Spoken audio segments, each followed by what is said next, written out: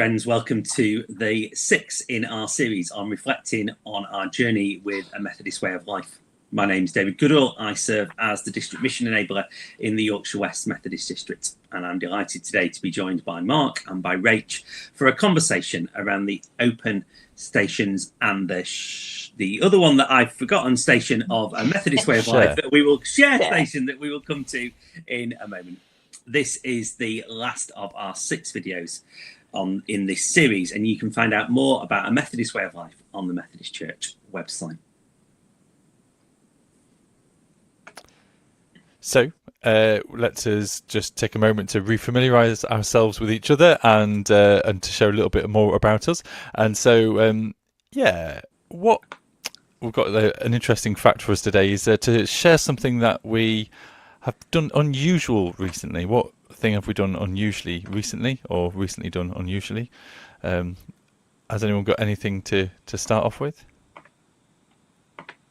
Yeah, do you want me to just say where I'm from? Would that be helpful? Yeah, as a bit of an introduction. So, hi there. I'm Revd Rach Ward, and I'm a presbyter that's like a dog collar minister in Leeds, South and West. And I currently have responsibility for Trinity Methodist Church in Bramley, and half of my time is very exciting because I'm a discipleship enabler working across any and all of the churches in the circuit. So that's something that I am passionate about. But something that unusual that I have done recently that I never expected I would do in my life, and that was to cycle 73 miles in one day. Wow. Shall I repeat that number? 73. So I was... Was that intentionally? Well, it was, because if I hadn't have cycled them, I wouldn't have got from where I was staying in Holland on a bike holiday back to the ferry port, which could have then made the holiday quite interesting. On the way out, we had cycled and caught the train and then cycled some more. But then we discovered halfway through the week that there was a train strike on the Friday. And our only option to get back to the ferry was to cycle. So we left at 8 o'clock in the morning and notched up 73 miles. There's some of those extra ones because we just got a tad lost. Very good, very good. I'll go next. My name is Mark. I am also a presbyter, Methodist minister. I look after 2 churches. I also have a district role being a digital church enabler. And yeah, I think that's everything that we normally share. But the unusual thing I've done recently, and I'm sorry, David, this puts you in a bit of a predicament because I've also done something very physical. So this weekend, as well as it being Trinity Sunday, I was also taking part in a relay triathlon. So me and my friends, one friend did swimming, another friend did cycling, and I did running. And so I managed to run 10 kilometers in 53 minutes. Which I was expecting to run it in about 57 minutes, but I managed to cut 4 minutes off my time, which is an amazing... this is the first time I've ever run that distance as well. So I've often ran about 9 kilometers, and so that has been very unusual for me, and I might mention it a little bit later. But again, sorry, David, for throwing you into a very... That's all right. I'm not going to offer you cycling or anything like that as my unusual. I think my unusual... You should be swimming now, David, because then we'd have the triathlon, wouldn't we? Yes. Well, we would. And you know that you both know that I am a swimmer, although I wasn't in the pool last week. I think my unusual last week is I got to participate in an Ofsted inspection. And I'm conscious that this will be going out live, but I volunteer as the Vice Chair of Governors at my son's school, and it was my privilege to journey and support the staff and the school through that last week. So that was my unusual last week. Oh, fantastic. Excellent. Fantastic. I assume you've got nothing else to share, David? No, that's absolutely fine. And we should say for those viewers, it isn't alcohol, but it's actually a coffee in a glass cup. And it does look awfully pint-like, but we're good Methodists here. And it's also very early in the morning. So it is coffee indeed. We've moved to our first station, which is called Open. And Open is kind of a station where we look towards the practice of hospitality and generosity as part of the MWOL Methodist way of life kind of stations. And I wonder, what does open of this hospitality and generosity mean for each of us today? As I give you a couple of moments to think about this, I've got a couple of questions for you, and it says, to get us thinking about this sort of station, we ask the question of, how have you shown hospitality and generosity recently? And the second question, which I'll give you advance notice of, is, how have you received it? So how have you shown hospitality and generosity recently, and how have we received it? Would anyone like to be a starter for 10? Go on. I've been out a lot around the district recently, part of my role, which I love doing. And I've received a lot of hospitality as I have arrived at churches, as I've arrived at meeting venues. And I just happen to have been in the last couple of weeks really out at the extremes of the district, which none of which are very far, though. Nowhere's more than an hour and a half from travel. Which is not that far, but that people have acknowledged that I've been coming from the middle of the district out to the extremities, and therefore I have received really lovely hospitality as I have arrived, and that's always really welcome, particularly when it's hot at the moment and you've been on the plane for a while.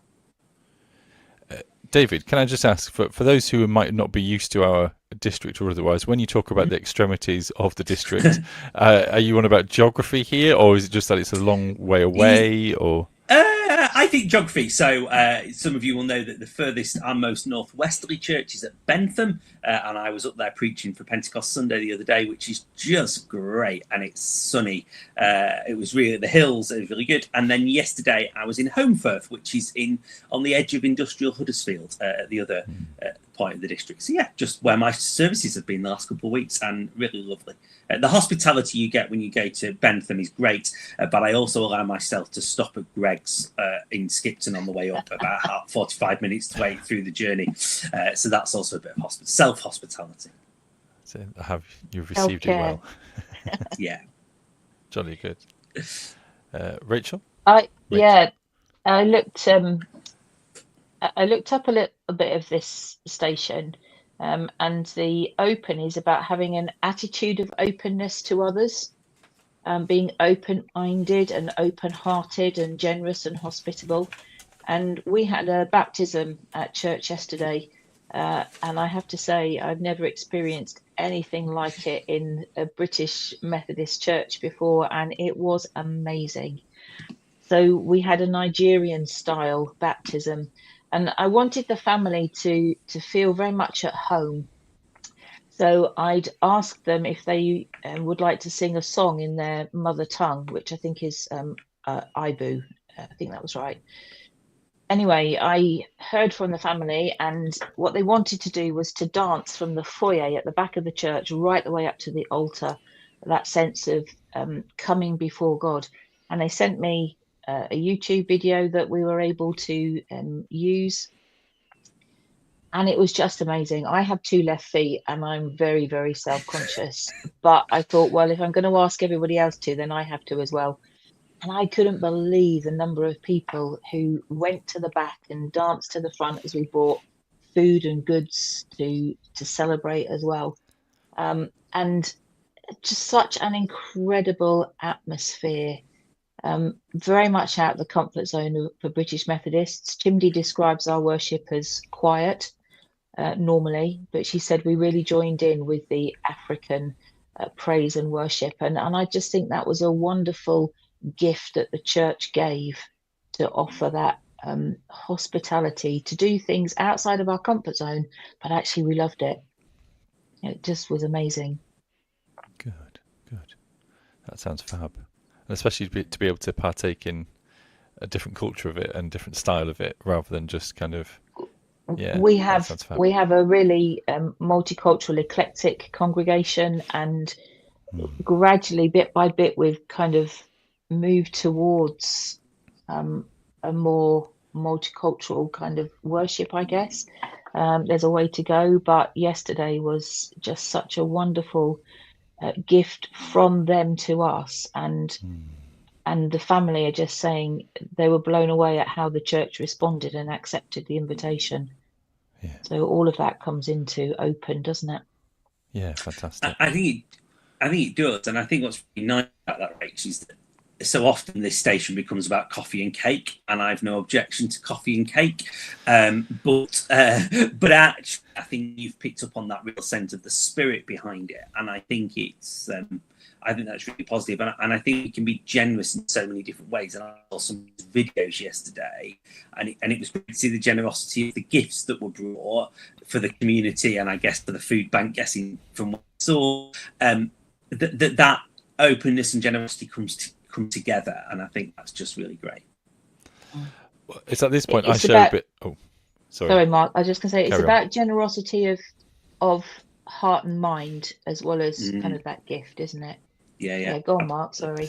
I was just going to say, and apologies now, David, because the exact phrase that I'm going to talk about is coffee and cake, and it is one of the things at one of my churches, which I think had come off the back. I know that we're a few years down from COVID, but they'd realised that they'd fallen out of kind of being community focused. I don't mean that necessarily that they didn't do anything community based. They definitely did, but things that were very kind of overtly of opening the doors up and kind of letting people in, and I think I'd also say in the next breath of that is I think they've always done hospitality really well, but the coffee and cake is literally what we call it, is kind of communicating this and saying, look, here our doors are open, here, come in and enjoy. And whilst we've been kind of, I didn't think I'd be bringing anything revelationary or kind of radical by offering coffee and cake, but over the last couple of years of doing this, I've often consciously the day before kind of made some kind of, like, for example, white chocolate and raspberry muffins, and kind of made kind of a good old kind of couple of dozen batch sort of thing, and just to kind of really offer and really kind of, again, it's that radical hospitality of the over the top of just intentionally. I could have actually just nipped down to the shop, and for some people, just nipping down to the shop and buying fairy cakes is good, and it is really good. But for me, I was just like, I want to be more intentional with this and just kind of offer something that I've put a lot of heart and time and energy into, and so much so that when I go now, they're going, "Are you coming on Saturday with the muffins, or are you?" I'm like, well, I might not do muffins. They're like, "Oh well," and it becomes a bit of a focal point of that really in my ministry, of when it's come down to kind of muffins and the kind of, and again, I don't want to say about the quality, because that sounds as if I'm undermining what others have to offer. But again, it's that intentionality of saying, actually, I could easily just kind of cross over the line with hospitality and just do enough, but I kind of have intentionally said, actually, you know what, I want to get the right sort of stuff in advance and put time and energy into this, because I think it can be a blessing to offer something that's above and beyond. And I hope you don't mind, I'm going to segue straight into, I knew I would mention this earlier about my relay triathlon, is that I'm really grateful for the stewards who were on every leg of the journey, who were there, who didn't have to be there, who were volunteering, because they know how important it is to have people pointing in the right direction, cheering you on. So when you're kind of 5 kilometers in and you are feeling tired, that they're going, come on, you just got to keep going, keep going. And one lady in particular at the 5k point gave me a fruit pastel. There's a little basket of fruit pastels, and I was like, you shouldn't really kind of change things or swap things up on a race day. But I was like, no, I'm having one of those. and it was the best tasting fruit pastel, because it was just really needed. And she didn't have to do that. She didn't have to hand out fruit pastels, but it was really, really needed. So I was very grateful for that. We got through a few fruit pastels on our 73-mile ride as well, Mark, I can tell you. So Roundtrees, if you're interested in sponsoring the podcast, other brands and refreshments are also available. I guess we should say that. That's great. Thanks, Mark. Let's just draw to a close our conversation about open, and we're going to have a think in a moment about shit.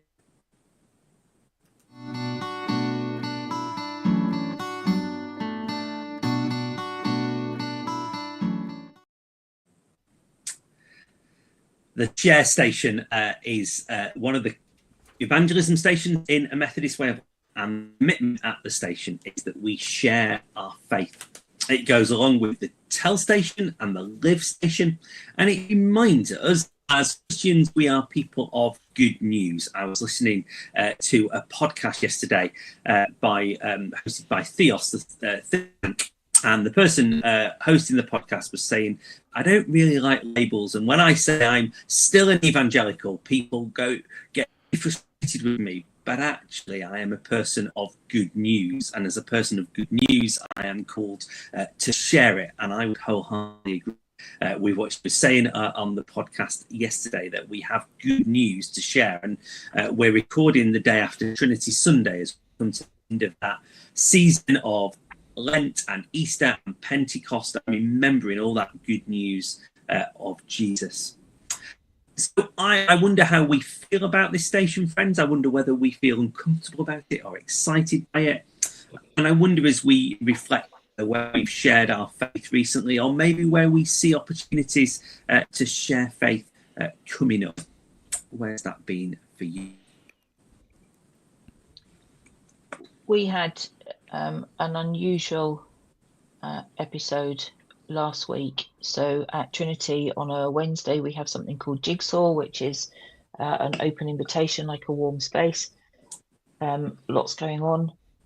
But two of my stewards said there's a young man outside who unfortunately had broken a bottle and had cut his arm very badly, deliberately so.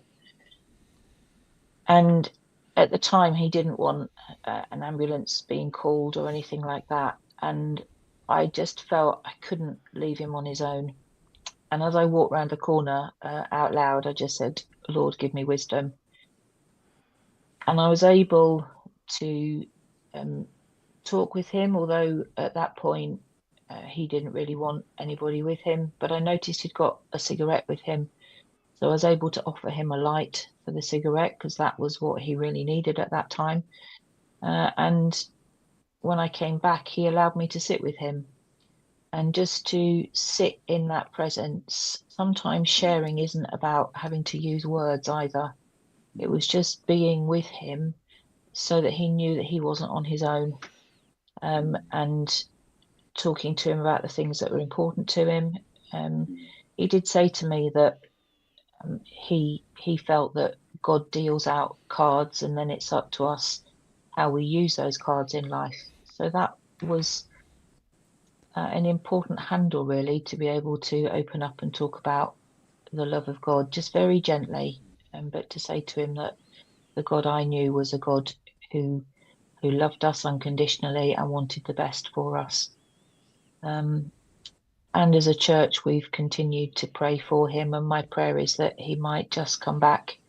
And particularly, my prayer is that he'll get the help that he needs, but sharing with him in that physical space. Yeah. Thanks, Rach. Really powerful, really powerful. And that reminder about sometimes it's words and sometimes it's presence, but both say something. Right. Can I lead on the back of that? Do. I am aware that I'm sharing this on a public live stream and podcast, that last week I went and visited somebody. I'd had a request to go and visit someone who was struggling in quite severe dementia, but they identified as a Methodist, and I kind of went to this secure place to go and visit them. There was at all times and all places was a social worker and a carer, so it was there really kind of caring for them.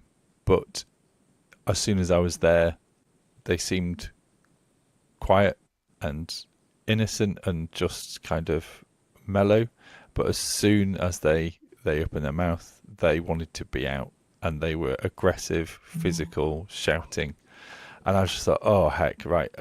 And, I was just being there, reassuring, being kind of just like, okay, God, just guide me to what I need to be today, and this individual got very physical at one point or other. And I just thought, oh, gosh, I'm not doing a good job here. And, I was just trying to respond pastorally and sensitively as I could, whilst thinking, are they going to leave a bruise? And it was really difficult, really difficult, because they wanted to escape, and they saw me as a representative from the church, and they really heavily identified it as a Methodist. That was their strongest trait. That's the only thing that they talked about, and so I was really kind of there for them. And eventually, when we started to pray, the prayer kind of seemed to unlock something for them, and it was just like, gosh, God, this is such a privilege. What was fascinating is I was kind of coming away and saying goodbye to this individual, and I just thought, oh heck, dear Lord, I just hope that has been enough for them, for there. And the carer and the social worker kind of went, that is the most peaceful they've ever been. And I was just like, oh wow, okay. Because I was giving myself a hard time. I was just like, oh my gosh, I've not done this, But they were like, wow, we just saw kind of God in you in that. And I was like, oh, okay. And everything from like, I sort of said, look, they were like, are you okay? Because they kind of hit you. And I sort of said, it's fine. I've been brought up with rough brothers, and I have children. Yeah, and I've got kids. It's fine. This is not even like registering on the scale. So it's fine. And they were just like, oh gosh, I was like, no, that's fine. I'm not trying to kind of blow my own trumpet, but I was just really humbled. And I have shared a couple of times delicately and sensitively, like I have today, is that has just been that opportunity to represent God in a place where you just don't feel worthy, or you don't feel as if you've got the right words to say, and that you just think. And so again, just echoing what you said, Rach, really is just kind of like a real profound moment, just to be able to say, okay, God, it's in your hands here, and just lead me, guide me. David. No, and I think that's really helpful in a lot of my work. When I stand in churches and I work with them around the Methodist way of life, around mission, around evangelism, their answer is, but I don't know what to say. And I think I remember a long time ago leading a mission course in my first appointment, and one of my dear stewards, who I love deeply, saying to me, well, we need professionals to do this, David. And I think what you've both demonstrated, as much of any of the three of us would call ourselves professionals, and we all know that we are, but I'm not sure it's a label we own very often as ministers. I think what the openness of your conversation shows to those who say to us, but you know how to do it, or you're the ones who should do this, or show us how to do it, is you've both demonstrated that sharing faith is not easy, but that we don't do it in our strength. And actually, the reflection is, we take the step of faith, we go and do it, and we know that God goes with us. And I think what both of you show us is that the impact of just that willingness to do it means that God can do what God needs to do, and that's not ours to worry about, but we are God's hands and feet to do that. And I think what I hear, and what I hope others hear, is that what we need to be doing is willing. We need to be willing to go out with the appropriate safety measures in place, and both of your stories have that to it, that Rach was sensitive and did what she could and didn't feel the need to use words, and you went with the professionals who would make sure you were safe and the person who was vulnerable that you were visiting was safe. And I think that shows us that what we need to be doing is willing, and I hope that encourages others to do that as well. And I think your stories put into practice what I often say to people when they ask me about sharing faith. Can I also sorry, Mark, added into that, it's about listening to where the person is. And certainly in my case, just sitting first of all with this gentleman until he initiated some conversation too, and then starting with what he had offered.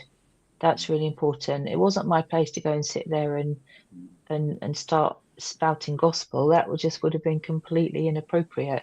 And sometimes I think there's a fear that that's what sharing is about, but it isn't. It's about coming alongside and listening to where the other person is, and then being able to, for me, hold up the mirror that says, but this is the God that I know. Mark? I think what I would say is another element of this is that I was waiting to go into assembly. The security door hadn't been opened, so I was in a queue with other parents.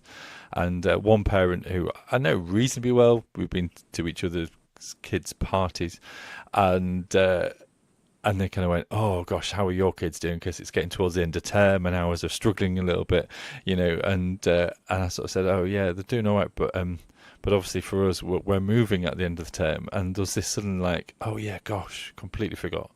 But then what I was unprepared for was the parents sort of saying, "But you are going to be so missed as a family, and that like your children are just such a blessing, and we just see, for everything that you've gone through, ups and downs and otherwise, you just continue just to be a presence."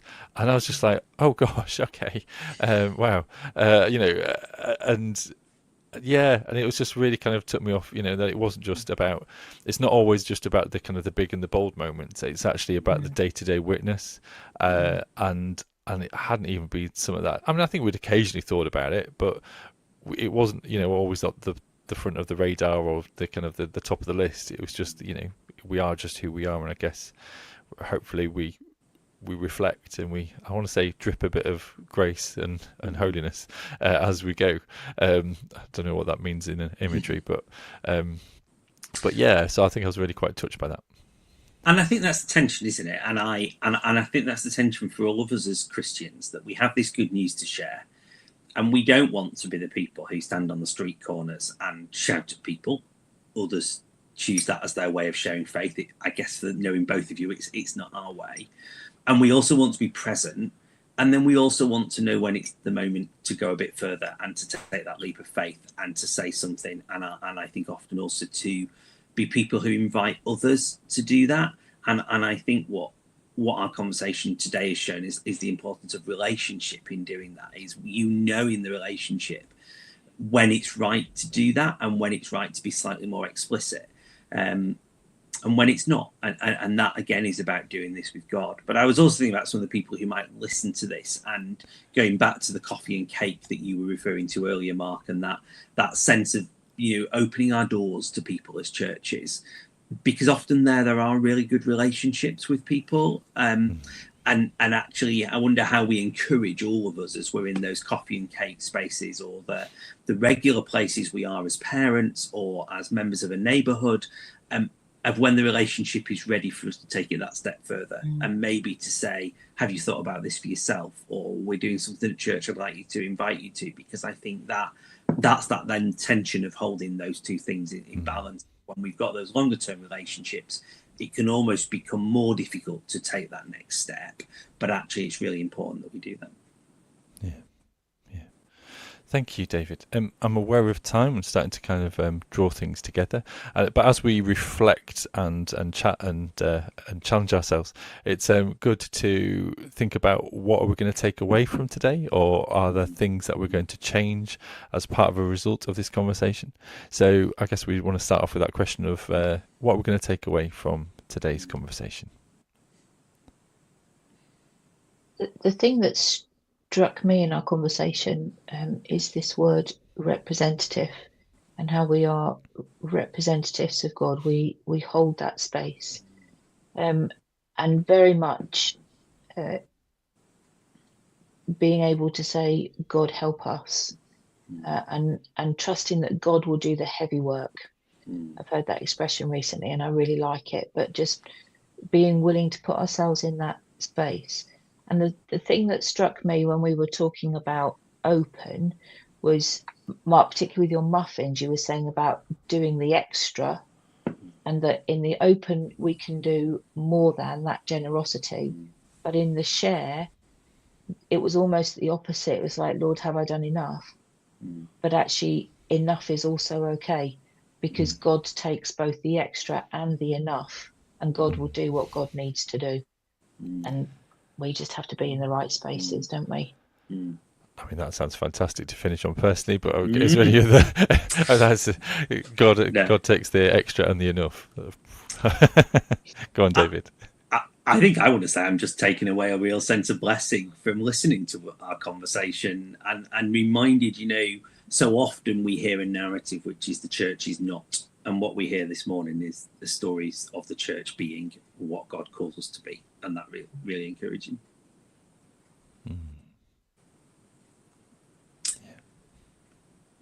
I want to say thank you to Rach and to Mark for their conversation today. I want to say thank you to all those who've come and taken part in these recordings over the last 6 months. We hope as you've watched them or as you've listened to them that they've encouraged you.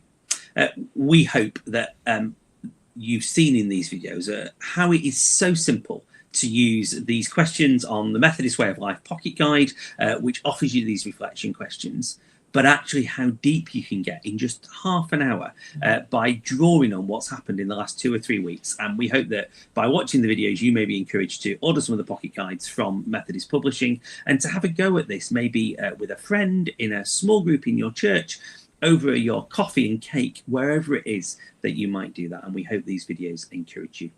So thank you for watching. Thank you to Mark for being here and making all the technical things work in the background for the last 6 months. And we hope that you're blessed on your journey. Bye for now. Bye-bye.